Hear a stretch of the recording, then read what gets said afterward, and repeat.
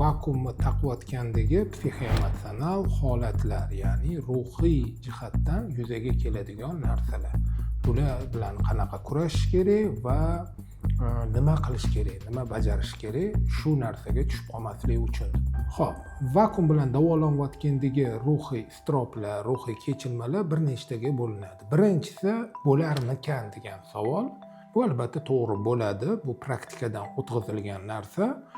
Faqatgina o'sha taqishni boshlash kerak, ya'ni taqish kerak bo'ladi. Ikkinchi ruhiy bosim bu bolalarni atrofdagilarni oldida o'sha vakuumni taqib yurishida kelib chiqadigan ruhiy bosimlar, ya'ni o'rtoqlarim kulishadi, ko'rganlar nima deb o'ylaydi, uyalaman degan narsani bola miyasiga quyib oladida va ma'lum bir vaqt taqqandan keyin o'sha ko'chalarga, tashqarilarga taqadigan vaqtda taqmayman, u yoqqa bormayman, bu yoqqa bormayman deb gapirishadi.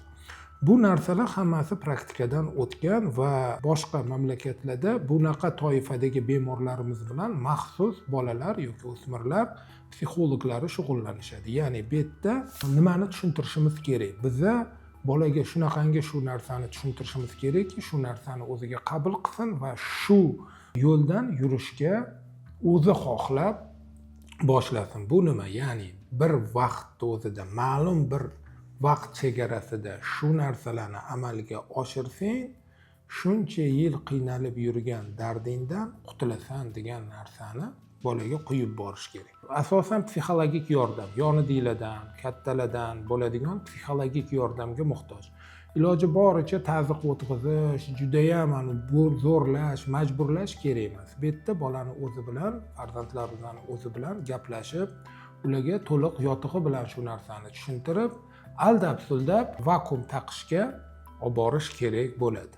Yana bitta psixologik va jismoniy ta'sirlardan bittasi vakuumni boshlayotgan o'zida bo'ladigan og'riqlarimiz. Biz bilamizki, vakuum xarakterimiz suyaklarni qiyshaytirganini hisobiga, erta biza suyak usti pardasidagi nerv tolalari qiyshaysh hisobiga og'riq hosil qiladi-da, o'shandan og'riq yuzaga keladi. Bu og'riq обычно 15-20 kunning ichida o'tib ketadi. Keyin shu og'riqsiz o'sha qo'yib yuriladigan bo'ladi. Shuning uchun boshida biz ko'pincha bemorlar o'ziga, ularning ota-onasiga aytamiz, sirazi qattiq qo'ymanglar. Natija albatta bo'ladi.